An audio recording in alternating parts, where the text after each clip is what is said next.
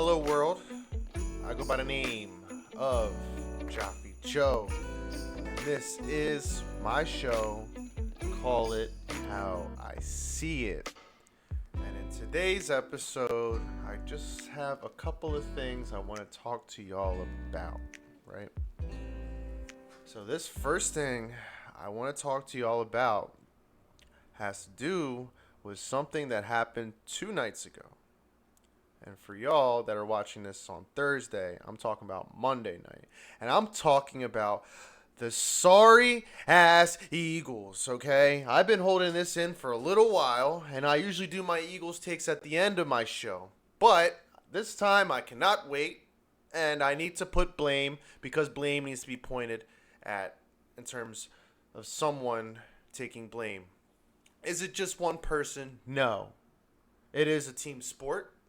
It is a collective effort. And overall,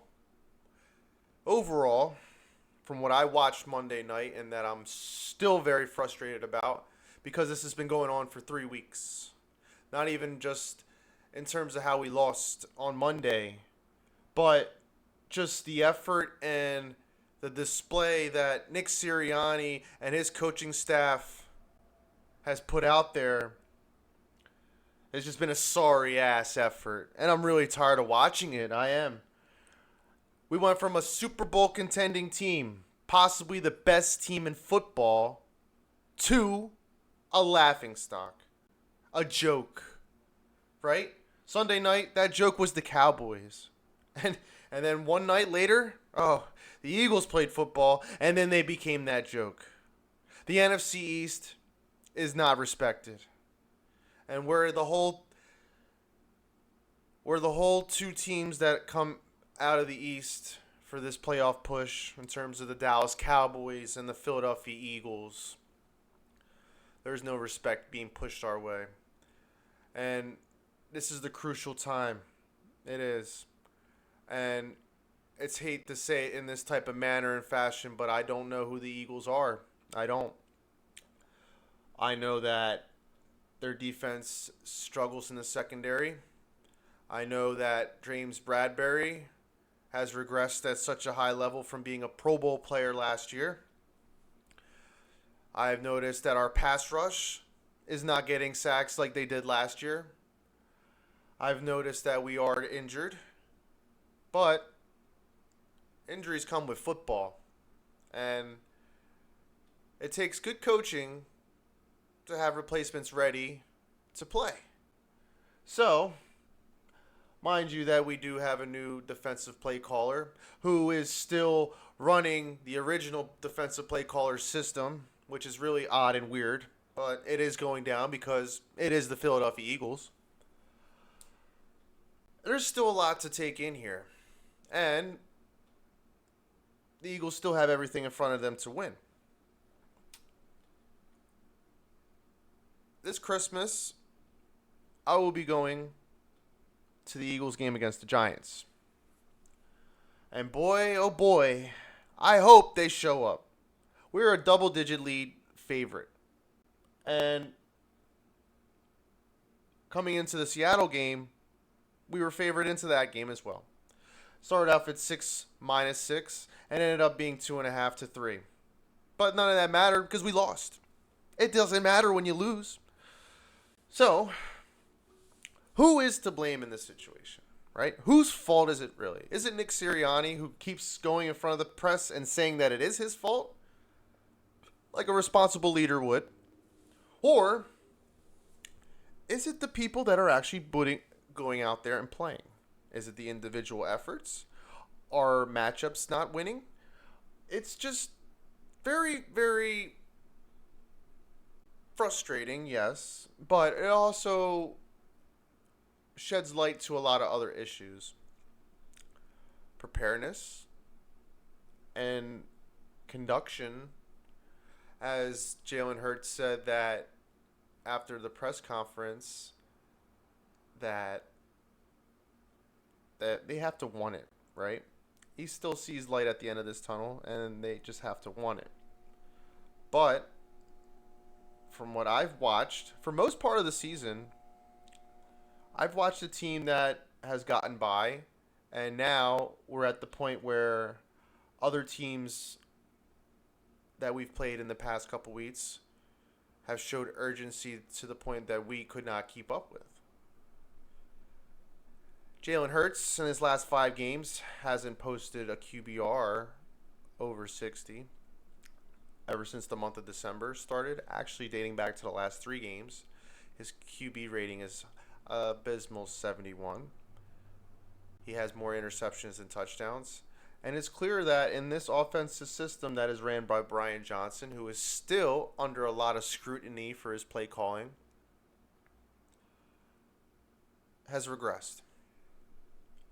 And from Christian McCaffrey on the Manning podcast pointing out the plays that the Eagles were going to be running because it's become very predictable, to other lights and faults of not using motion in terms of line adjustment and formations for these offensive plays, there's a lot of head scratching. When I watched this game Monday night, I had the feeling that, yes, they are running the ball. They're doing a good job. It is a wet game, and they are controlling the ball and the time of possession. We have 69 plays to the Seahawks' 59 plays, so snap count should have not been an issue for the defense. That ended up crumbling at the end of the game. I felt the issue was more the offense not pushing the issue. The red zone has still been an alarming issue, and it looks to me that it won't be fixed. I don't believe it will be fixed in 3 weeks, especially when you're playing the Giants twice and playing an Arizona Cardinals team that isn't very good. So, against the greater competition, we had gone through this gauntlet of 6 teams, which we can throw Seattle in there now since they beat us. We went 3-3.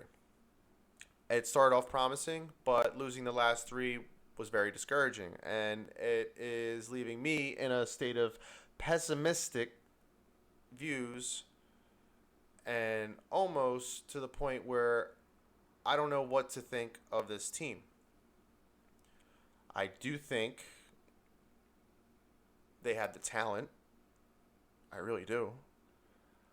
However, they just can't correlate and put all this together into one good game of football. Perhaps beating down on these teams in the last 3 weeks can get them on that stride and roll.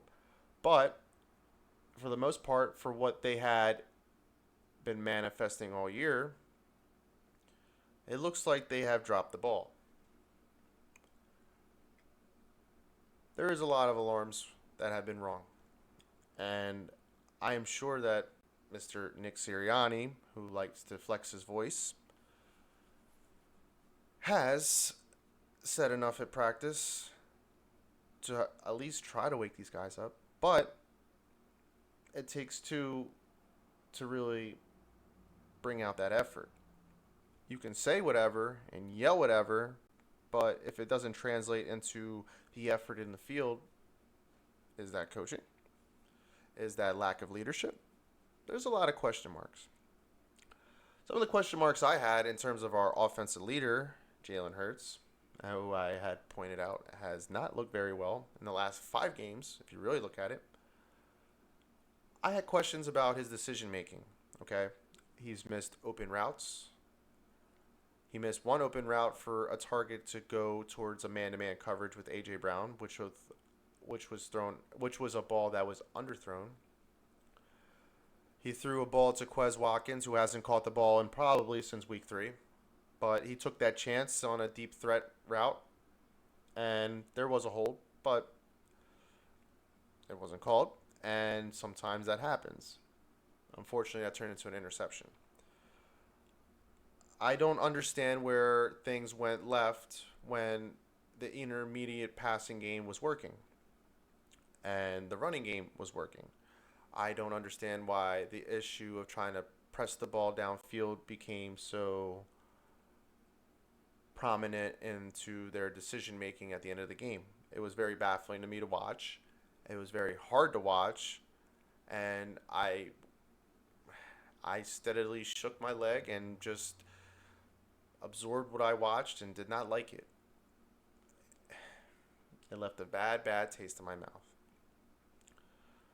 We had the chance to grab back the second seed and also put ourselves in the driver's seat, whereas San Francisco does have to play the Baltimore Ravens on Christmas, which could chalk up a loss for them. Possibly. I don't think it's going to happen, but it could. But since we lost this game, we were not able to make up that ground. And we also have the embarrassment to understand that we lost to a backup quarterback that only put up 20 points and went down the field on 8 plays and 92 yards.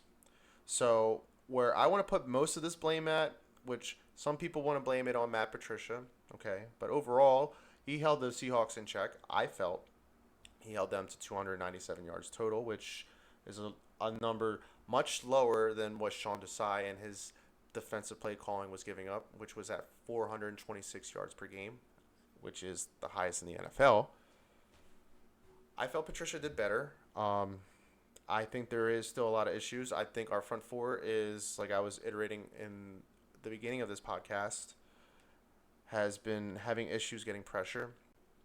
It's also an issue that our cover corners are giving too much cushion and allowing short intermediate throws to pick them apart while they're missing tackles and a lot of other miscues.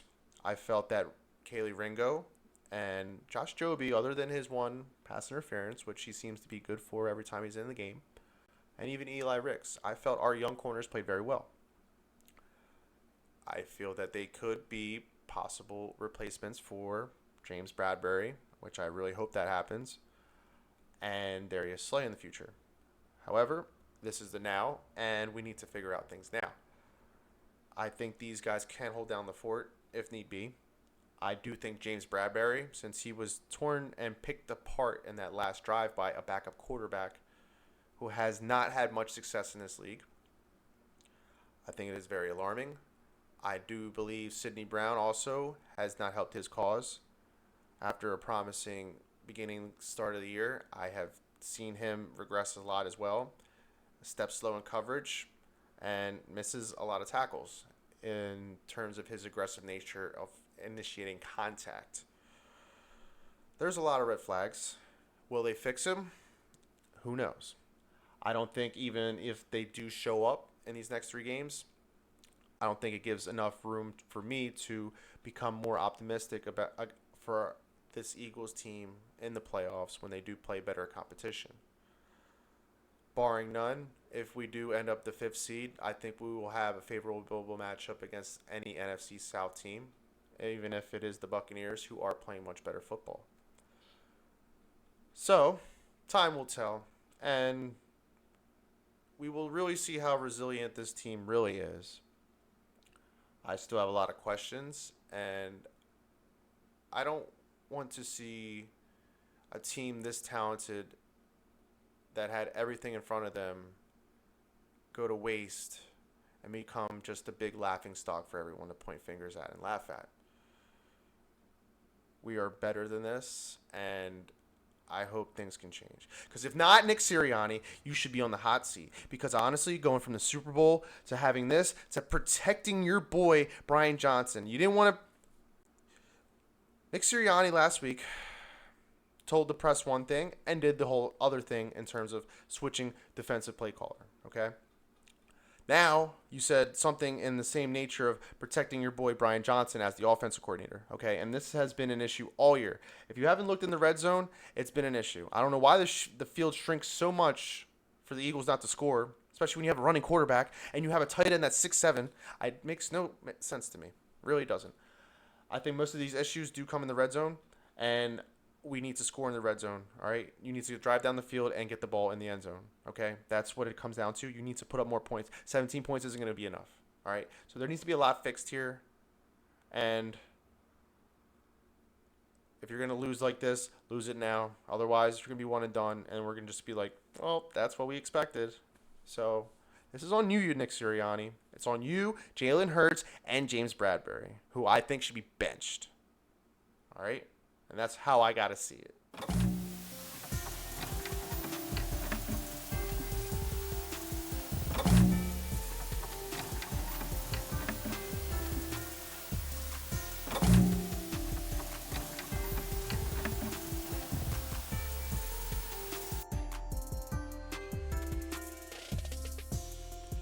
And I'm back. And I'm in a better mood and spirit now because I saw some good sports tonight from another Philadelphia team. And that team was the Philadelphia Sixers. The Sixers showed out tonight. They came out and beat the Minnesota Timberwolves, which had the best record in the NBA and is leading the Western Conference because of their superb record. But they were taken down tonight by our all-star tandem duo, which included a 51-point effort from Joel Embiid and a 35-point effort from Tyrese Maxey. This was a bit of a fight, but for the most part, the Sixers controlled the game. They were up at halftime, and then second half, it seemed like the Timberwolves, which for the most part of this year have been tearing teams apart in the third quarter, but the Sixers at the end of the third quarter were able to manage. We did lose D'Anthony Melton along the way as he banged knees with, I believe, Jaden McDaniels, who had a pretty good game up until the second half. The Sixers seemed to have contained him and he got cold. But Anthony Edwards did show up, put up 27 points, and I believe from what I've seen so far in the season and due to where the Timberwolves are compared to last year, I think if the season was to end tonight, I think Anthony Edwards should be the MVP. However, that's still to be debated and still is a very early season. But regardless of all that, I did see the Sixers step up. I saw Joel Embiid straight up cook his French buddy Rudy Gobert, and also did some moves against Karl Anthony Towns. I saw Joel drive more and be more aggressive as he has most of this year. I definitely can say that I've seen Nick Nurse make good adjustments with Joel, and it's shown and has come to light. I really like what I'm seeing. Tyrese Maxey also contributed very well tonight, putting up 17 points to Joel's 19 points in the fourth quarter, which helped the Sixers pull away and get ahead. I did see Joel pull out some moves out of his sleeves. I also did see Anthony Edwards try to slam the ball on Joel Embiid, and probably should have been a foul, but it ended up in our favor as Anthony Edwards, out of frustration and emotions, got teed up, and it helped our team in moving forward. Overall, I was very happy with the effort I saw tonight from the Sixers, especially after a bad shooting night Monday night against the Chicago Bulls, which is a game they should have won. The Sixers seem to be back on track. They're still third place in the East behind the Milwaukee Bucks and the Celtics, who are in first place. But I'm just very encouraged by this tandem and duo. I think Joel is starting to understand that playing the perimeter game isn't really his forte, and just getting good buckets and driving towards the rim will be a successful thing if he just keeps doing it and puts his movement and his drives in the right light where he can control and manifest what he wants. Overall, I think Nick Nurse has been doing a great job this year, and I do think that Nick Nurse is a better coach than Doc Rivers for today's basketball. And for this Sixers team, I'd like to see some more people contribute. Kelly Oubre still has been a little rusty since his coming back of his injury, his rib injury. Tobias Harris only had 9 points tonight, and he's still getting paid a lot of money for no reason. However, it was definitely a breath of fresh air watching the Sixers do this tonight and beating a team like the Timberwolves, who have garnished some respect now, especially in the Western Conference. And who knows? Maybe this could be a possible matchup in the future. But we'll see. But overall, a great win from the Sixers, and I just wanted to keep this short and brief because I was very happy about what I saw. So kudos to the Sixers. They play the Raptors on Friday, and after that, it's going to get a little tough. So it would be very important that they pick up a W against Nick Nurse's former team. And, from there, they can move forward and make the adjustments they need to take on these harder opponents that will be coming up. So we shall see.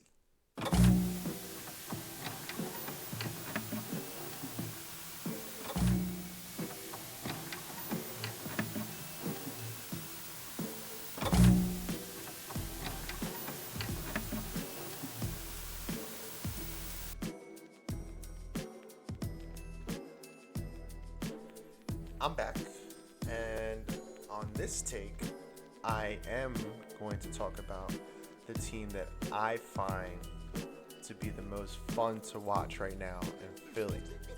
So, Eagles, obviously, not an answer right now. No. Sixers, very promising. Third place in the Eastern Conference standings. The emergence of young Tyrese Maxey. But no, I don't think it's them either. That's just my personal opinion. The team that I'm talking about plays on the ice. The team that I'm talking about is very resilient. The team that I'm talking about is the Philadelphia Flyers, right? Right now, the Flyers are currently the fifth place team in the Eastern Conference. They are second place in their division, the Metropolitan Division, behind the New York Rangers. And overall, they are exceeding many expectations. Many experts and analysts did not have the Flyers up in this position right now. And I love it, including even a lot of betting gambling experts as well. All very fun to watch. So, a lot of leadership and management has changed this year. Okay, so former Flyer that I enjoyed watching back in the day, Keith Jones, as many would know and recognize, is now the head and president of hockey operations for the Philadelphia Flyers. He has also appointed Danny Briere, who was the interim GM last year and now is the full-time GM. And we still have John Tortorella, who has been around, has won championships, and has been very patient with this group. He understands that they are still not where they need to be, but they are coming along and they are even exceeding expectations. Right now, I would say Travis Konecny, with his 26 points, is an all-star. He's a star in the making. This kid makes things happen, and he knows how to shoot the puck. It's also good to see Sean Couturier on the ice, not injured, and actually leading this group. It's good. It's good. It's very good. I can't emphasize that enough. Travis Sanheim, without Ivan Provorov, who was traded away to the Columbus Blue Jackets. I think Travis Sanheim has proved that he is a very great defenseman as well. And I personally think he should be an all-star, but we'll see. We'll see how that turns out. Carter Hart, still showing he can be a number one goalie, even though he's been in and out here and there. But he's been showing when he's in the net, he is definitely a great option to have behind the net. Also, I wanted to give a shout out to Sam Erson, our backup goalie, who has stepped up numerous times for us, especially in shootouts, and has shown his worth. Even though he's here on a one-year deal, he has proven to be a very valuable option to have minding the nets for us.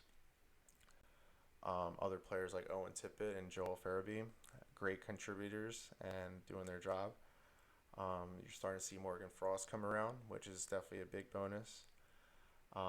Ristolainen coming back, and him and Sanheim, I think, definitely secure the defensive end with that first line and definitely give us a great punch. We've been great on the power play defense. There's just been a lot of good going on with this team, and I'm really excited to keep watching them this year. We just beat the Devils last night, came back. We were on a 10 point streak, and we've shown a lot of resiliency and fight. And this team is very gritty, as I like to say that. But overall, they have shown that they are up to play against anyone, and they're not going to let down. They're not. After the Winter Classic Series with the Devils at the Meadowlands, they will go on a West Coast trip and play a lot of these Western Conference teams, which I think they'll be ready and accept the challenge. They'll be up for the challenge. They've been up for the challenge all year and have exceeded expectations to numerous levels. Overall, I am very excited about this team, and I am definitely trying to grab some tickets to watch this team play in person because they are worth it, and I'll be tuning in every night that they play. And you keep flying, Flyers. Philly strong.